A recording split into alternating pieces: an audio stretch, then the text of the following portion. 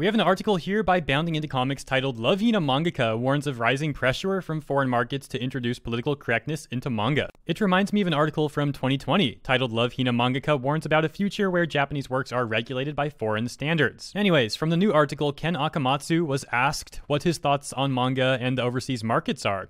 He responded by laughing and saying, in short, it's political correctness. External pressure is coming, such as the pressure to introduce political correctness into manga and movies, the mangaka added. That's dangerous, isn't it?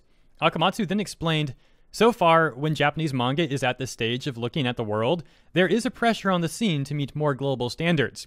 I'd like to have the manga artists unify their opinions to some extent as to whether such things are correct or not, he continued. However, when the sales of works that have become globalized are positive, they end up saying, oh, political correctness might be good. Now let me add here, if you tune into my segments where we visited Japanese forums, you'll notice users often talk about porikore, or political correctness.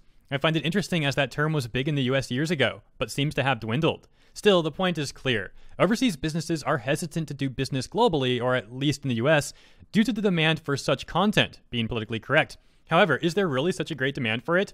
Perhaps, but perhaps not. The massive success of shows such as Dave Chappelle's Netflix special may indicate that the majority of people do not like faux activism in their entertainment. And on the inverse, look at the declining ratings of NBA viewership, etc., when they were pushing faux activism over entertainment. There's a solid argument to be made that says political correct entertainment is out the door. And I only mentioned examples that scratch the surface. Back to Akamatsu, it seems his sentiments were echoed by co-panelist Takuma Kobayashi, the representative director of publishing house No. 9 Co. Ltd., who similarly opined, regardless of the company, I think that freedom of expression should be respected in my personal opinion. Akamatsu later remarked, if you don't go abroad, the political correctness problem isn't even a thing, which prompted Kobayashi to share his personal idea that, I quote, I don't think a series will sell that much when it comes to selling itself as politically correct. Kind of makes me think of High Guardian Spice being delayed 2+ years from when they said it would be released. On that note, really quick, all the negatives of High Guardian Spice aside, it's pretty disgusting that they couldn't even reasonably update people on what's going on either.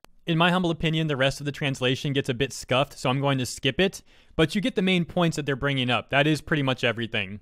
And the conclusion here is very nice. So Ken Akamatsu ends with this, saying, that's why I think it's important not to win or lose in the short term, but to always create something you can be proud of as entertainment. And I'd like to thank Wesley for the news tip on this one. Also, again, shout out to Bounding Into Comics and Ken Akamatsu. Thank you all for tuning in. Might be my only segment today. I got some stuff to take care of, but I'll catch you next time.